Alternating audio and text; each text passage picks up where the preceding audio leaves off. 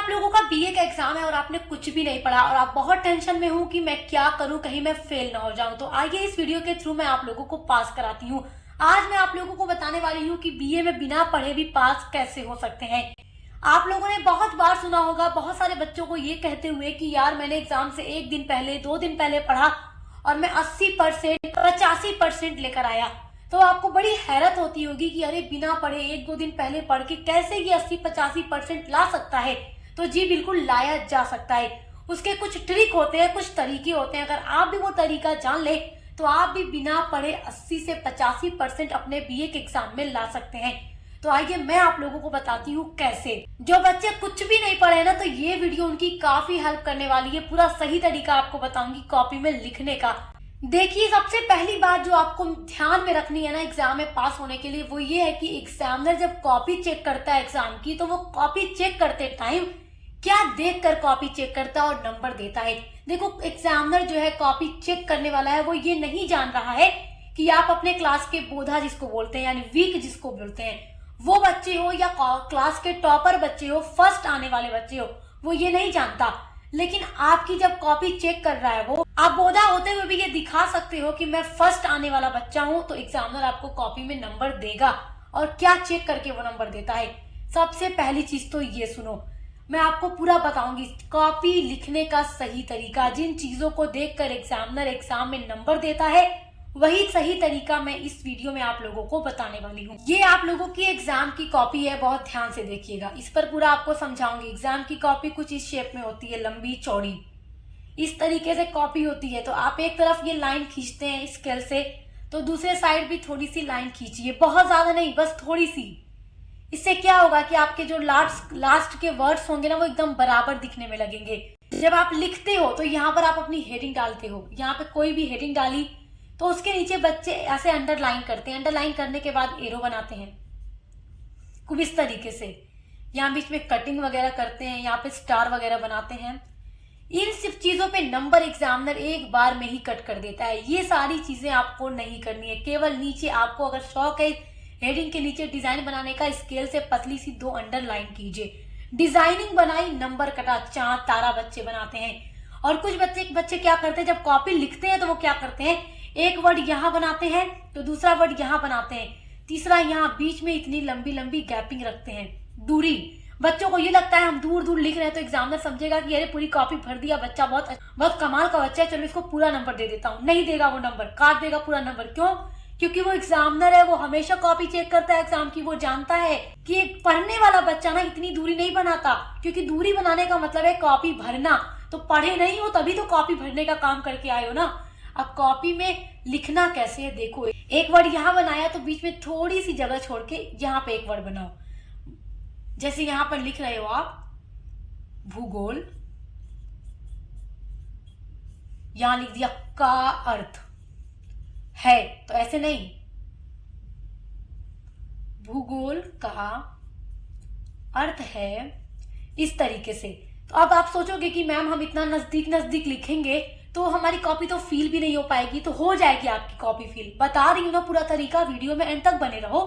दूर दूर लिखो, और जब लॉन्ग क्वेश्चन आ जाता है तो लॉन्ग क्वेश्चन नहीं आता तो उसमें क्या करोगे, देखो उसमें क्या करोगे, डायग्राम बना देना एक पेज पर पूरा भर के। अब आप सोच रहे हो डायग्राम कैसे बनाया, तो देखो अब पूछ दे कोई भी क्वेश्चन, थोड़ा मोड़ा तो आपको पता ही होगा ना, यूनिट्स आपने थोड़ी मोड़ी तो पढ़ी होगी ना।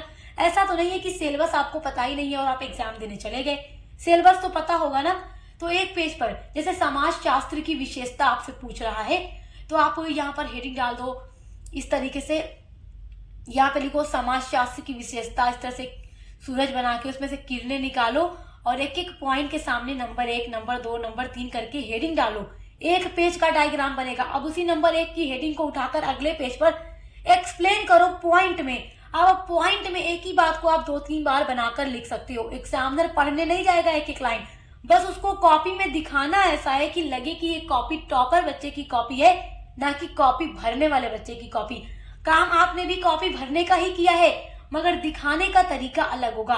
तो इस तरीके से एग्जामिनर काफी इंप्रेस होगा और वो नंबर आपको देगा। और मेरे प्यारे बच्चों, आप लोगों को कुछ और तरीका बता रही हूँ। जैसे कि देखो, कॉपी लिखते टाइम कुछ गलतियां होती हैं जो बच्चे करके आते हैं और उसके बाद कहेंगे हम तो पूरा सही लिख कर आए थे, नंबर कट गया। तो कुछ गलतियां होती है मेरे प्यारे बच्चों, वो गलतियां आप लोगों को कल जाकर अपने परीक्षा में नहीं करनी है। जैसे कि कुछ बच्चे यहाँ पर कुछ लिख रहे हैं, लिखते लिखते गलत हो जाता है, फिर उसको ऐसे ऐसे कट करते हैं पूरा इस तरीके से, या इस तरीके से कट कर देते हैं। तो आपको कटिंग करने का काम नहीं करना है। यहाँ जहाँ गलत हो जाए वहां पे व्हाइटनर नहीं लगाना है, या फिर आपको वहां पर ब्लेड से मिटाना नहीं है, क्योंकि कुछ बच्चे ना ब्लेड से मिटाते हैं, कॉपी फट जाती है, तो वहां पर एग्जामिनर की नजर फौरन जाती है।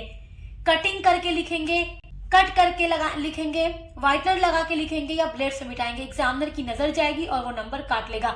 गलत हो गया है ना, तो आप उसको छोड़ के वहां से सही करके लिख के आगे बढ़ जाइए। कट मत कीजिए, क्योंकि एग्जामिनर एक एक लाइन नहीं पढ़ता, वो साफ सुथरी देखता है कॉपी, तो नंबर देकर आगे बढ़ जाता है। कट करेंगे, निगाहें जाएंगी और नंबर कट जाएगा। और देखिए, एक और बात का आपको कॉपी लिखते टाइम ध्यान रखना है कि जब आप अपना उत्तर लिख रहे हैं, लिखते लिखते आपको बीच में कहीं भी क्वेश्चन मार्क या खड़ी पाई नहीं लगाना है। जहां पे जरूरत लगे, जैसे पूरा आंसर लिख लिया, खड़ी पाई लगा दो, एक सेंटेंस पूरा हुआ तब खड़ी पाई लगाओ, वरना इन सब चीजों पर भी नंबर कट जाता है। अच्छा देखिए, एक और गलती आपको नहीं करना है और वो गलती है जेल पेन का प्रयोग एग्जाम में।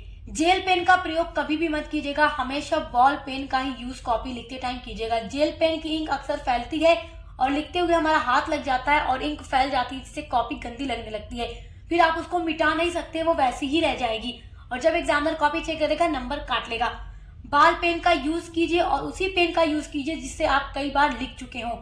नए पेन का यूज मत कीजिएगा, नया पेन हमेशा रुक रुक के चलता है और जब हम कॉपी लिखते हैं बार बार एक ही जगह पर पेन इस तरीके से कई बार चलाना पड़ता है, जिससे गंदगी लगती है, तो वो काम भी आपको नहीं करना है। बॉल पेन का यूज करें और कुछ दिनों से लिखा हुआ पेन प्रयोग करें। तो कुछ पेन आप एग्जाम से पहले खरीद लें, उसको लिखे रहें ताकि वो पेन आपके एग्जाम में आपके काम आ सके। और एक और गलती आपको नहीं करनी है, उस पर भी ध्यान दीजिएगा। जैसे कि जो लॉन्ग आंसर टाइप क्वेश्चन होता है ना, उसमें आपको लंबा आंसर लिखना होता है, तो कभी भी उस आंसर को एक पेज में लिखने की गलती मत कीजिएगा। एक पेज में लिखेंगे नंबर कट जाएगा। कम से कम आपको 3 से 4 पेज में लिख करके ही आना है। भले वही बात आप बार बार बना कर लिखे, पॉइंट में लिखे, पॉइंट में लिखेंगे तो नंबर मिलेगा। भले एक पॉइंट में आपने जो बात बनाई है उस दूसरे पॉइंट में वही बात थोड़ा घुमा फिरा कर बना दो, फिर तीसरे पॉइंट में फिर उससे ज्यादा घुमा फिरा कर बना दो। दिमाग लगा के आपको कॉपी लिखनी है। आप जैसे कि लिख रहे हैं, यहाँ पर आपने हेडिंग डाल दिया, लिखते जा रहे हैं, लिखते जा रहे हैं, लिखते जा रहे हैं, लिखते जा रहे हैं, ना कहीं हेडिंग का पता है, ना कहीं पॉइंट दिख रहे हैं, ना कुछ है, तो नंबर अच्छा नहीं मिलेगा। बार बार वही बातें पॉइंट में लिखो, नंबर मिल जाएगा। तो इन सब बातों को अगर ध्यान में रखकर स्टूडेंट्स आप लोग कॉपी लिखते हैं तो आपको काफी अच्छा नंबर मिलेगा और आप अच्छे से 80% नंबर लेकर आ सकते हैं। तो कुछ बच्चे होते हैं केवल पूरा का पूरा सिलेबस ही रट्टा मारने लगते हैं और इन सारी बातों पर ध्यान ही नहीं देते, और जब नंबर कम आता है तो सोचते हैं नंबर कम कैसे आ गया, हम तो पूरा याद करके गए थे। तो देखो, याद करना ही बस बहुत बड़ी बात नहीं है, साथ ही साथ कुछ तरीके होते हैं कॉपी लिखने के, कुछ ट्रिक्स होती हैं, कुछ रूल और रेगुलेशन होते हैं जिनको फॉलो आपको करना पड़ता है। ये सारा तरीका अगर आप फॉलो करके लिखते हैं तो आपको अपने सिलेबस का अगर केवल 50% ही याद है तो भी आप एग्जाम में 80% लेकर आ सकते हैं। जरूरी नहीं है कि आप अपना टॉपिक 100% याद करके ही जाएं तभी 80% लेकर आए। तो आई होप कि आज की वीडियो आपके लिए काफी इंफॉर्मेटिव लगी होगी, आपके लिए वीडियो अच्छी रही होगी, जिससे आपकी काफी मदद हो सके। और देखिए, बीए के हर एक सब्जेक्ट पर हम लगातार वीडियोस लेकर आ रहे हैं, तो देखकर अच्छे से तैयारी कर सकते हैं।